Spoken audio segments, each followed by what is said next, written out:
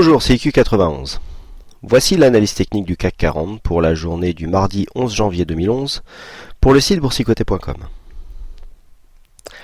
Alors aujourd'hui nous avons eu une belle reprise puisque suite ici à une ouverture en hausse donc à 3821,99, nous avons été marqués un plus bas à 3809,85 et puis nous sommes remontés, marqué un plus haut à 3866,85 pour terminer en clôture à 3861,92.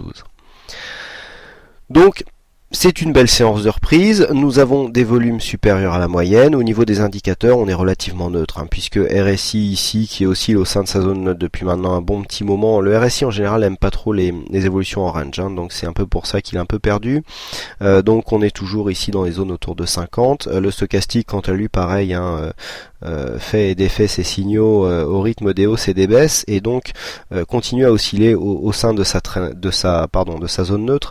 Donc ici on est légèrement baissier, le MACD pareil, il serait plutôt légèrement haussier, mais on voit ici qu'on n'a pas une grosse amplitude, donc on pourrait pas parler vraiment de signaux. Ce qu'il nous reste pour essayer de dégager la tendance, c'est vraiment les volumes. Alors vous le savez, les volumes, je les regarde surtout pour voir quelles sont les valeurs, enfin quelles sont les séances qui sortent un peu de la moyenne. Et bien ici on a toujours une séance donc au-dessus de la moyenne, donc avec des volumes au-dessus de la moyenne pour une séance de hausse et surtout supérieure donc par rapport aux dernières séances de baisse. Rappelez-vous, hier je vous signalais une certaine progressivité dans les volumes. Je vous disais que c'était pas de très bon augure. Ici on serait un petit peu dans une même si nous ne sommes pas ici après une tendance baissière, on a un mouvement et une évolution qui nous font penser un petit peu au développement du V-bottom, à savoir, alors là c'est vraiment ça nous rappelle quelque chose parce que on n'est pas du tout dans une optique V-bottom ici, puisque nous sommes ici au sortir d'un range. Un V-bottom, je le rappelle, se situe normalement après une tendance baissière, mais ici on voit bien une accélération et une exagération donc à la baisse et un rebond puissant. Alors en général, V-bottom, c'est une figure de retournement chartiste assez puissante. Donc là, pourquoi j'en parle alors que c'est hors de propos? Tout simplement pour signaler que voilà, suite à une exagération ici, à une amplification que je vous indiquais hier d'un mouvement baissier, eh bien il est normal que nous ayons ici un rebond, même s'il n'est que technique, parce que pour moi ce rebond n'est que technique et je vais vous démontrer ça tout de suite.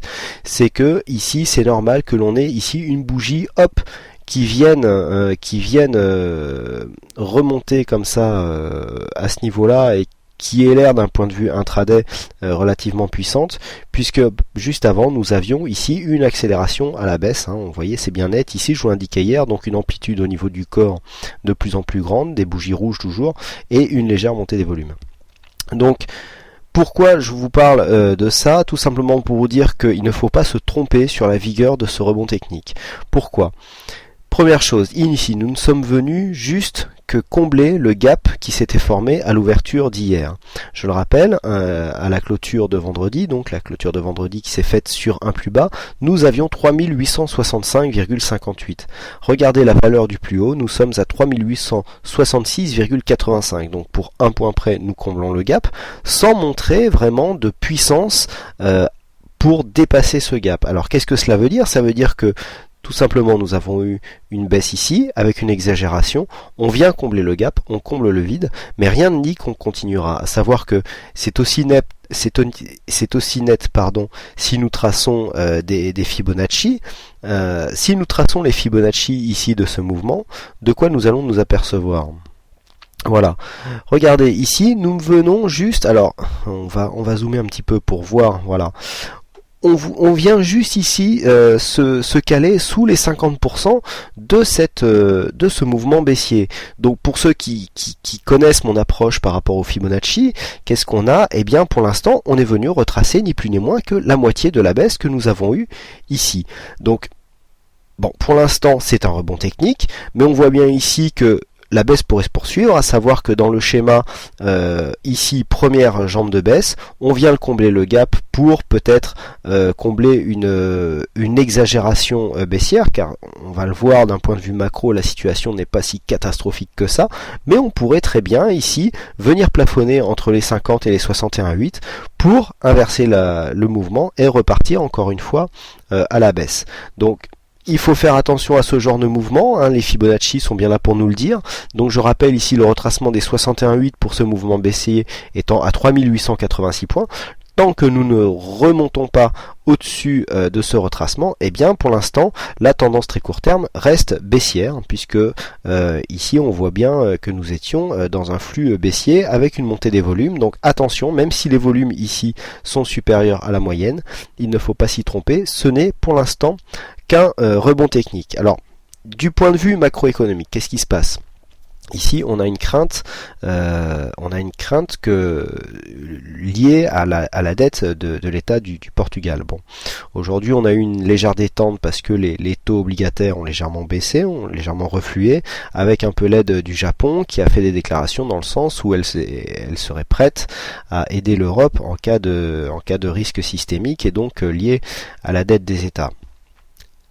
La Chine avait fait ce geste un petit peu avant, on voit bien qu'il y a une espèce de solidarité qui se met en place. Alors bon, faut pas s'y tromper, c'est une solidarité qui est un petit peu intéressée, hein. Ce qu'il faut savoir, c'est que le Japon et la Chine sont des pays exportateurs, et donc quand les clients importateurs sont dans le besoin, il est de bon ton de les aider un petit peu à relancer leurs économies pour qu'ils continuent à consommer.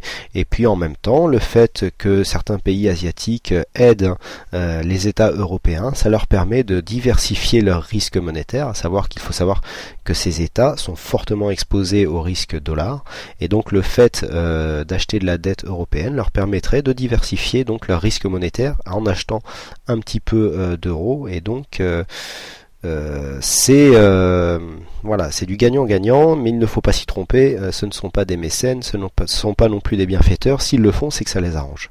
Donc une détente ici sur le front macroéconomique, liée donc à la dette du Portugal. Attention, grosse émission obligataire demain, qui sera certainement un test. Alors comment interpréter si on ne veut pas être pendu devant son écran pour justement avoir à décortiquer tous ces signaux? Eh bien tout simplement, ici on pourra considérer que si on dépasse les 61,8, les Fibonacci nous disent que nous avons une grande probabilité de retracer ici les 3945, et sous l'impulsion de ce mouvement, on pourrait peut-être aller marquer un nouveau plus haut. Voilà comment il faut anticiper la chose si on ne veut pas se soucier des données macroéconomiques des problèmes de bourse, hein, ce que je peux tout à fait comprendre. J'ai moi-même une approche totalement technique, et je m'intéresse juste à la macroéconomique pour essayer de compléter mon approche, mais je peux comprendre les gens qui ne s'en occupent pas. Alors ce biais est bien visible maintenant sur l'euro-dollar, puisqu'après avoir marqué ici un point bas au niveau des 1,2875, eh bien nous venons osciller ici dans une zone qui se situe entre 1,29 et 1,30. Donc une zone de ici, on a corrigé un petit peu l'excès baissier, on revient remonter ici et on attend pour voir. Alors certainement que l'émission obligataire aussi de demain aura un fort effet sur la variation de l'euro-dollar, et donc il faudra surveiller cette zone. Alors pour moi j'ai toujours une mini cassure ici sur la zone des 1,30.30 qui correspond aussi à la première tentative de rebond suite à l'approche du support des 1,2970. Ça sera à mon sens le premier signal qui pourrait revenir emmener les cours juste sous les 1,3080. D'ailleurs il faut que je déplace cette trendline qui n'est pour l'instant pas bien placée. Voilà, 1,3080. Hop, pardon. Voilà. Alors donc aucun signal déclenché sur l'euro-dollar ici sur l'euro-dollar. On attend ici dans un premier cas le dépassement des 1,3030 qui pourrait nous emmener jusqu'à 1,3080, et puis ici à la baisse on attend un dépassement de ce plus bas. Donc je le rappelle, hein, on est toujours dans la même optique. Ici une baisse, ici on vient corriger légèrement. Si les tensions se détendaient, on pourrait remonter un peu plus haut. Dans ce cas-là, on retracera des Fibonacci. On peut même les tracer tout de suite pour voir où ce mouvement pourrait nous emmener.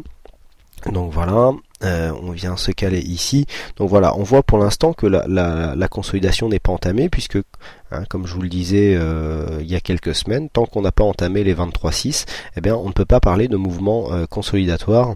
Donc pour l'instant, nous sommes juste dans une phase de stabilisation.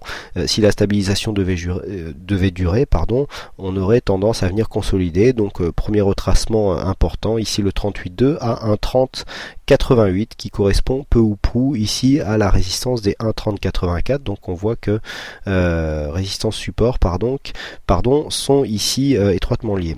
Voilà donc ce que l'on peut dire sur l'analyse du jour. J'ai oublié de vous parler donc du signal que nous avions pris hier sur le CAC.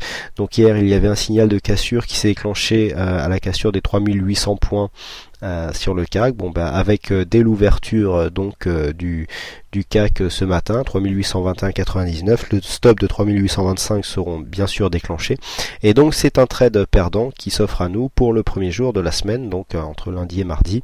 Espérons. Les signaux du site n'ont pas une très grande forme depuis la nouvelle année. Espérons qu'ils reprendront leur performance que nous avions lors de la fin d'année 2010.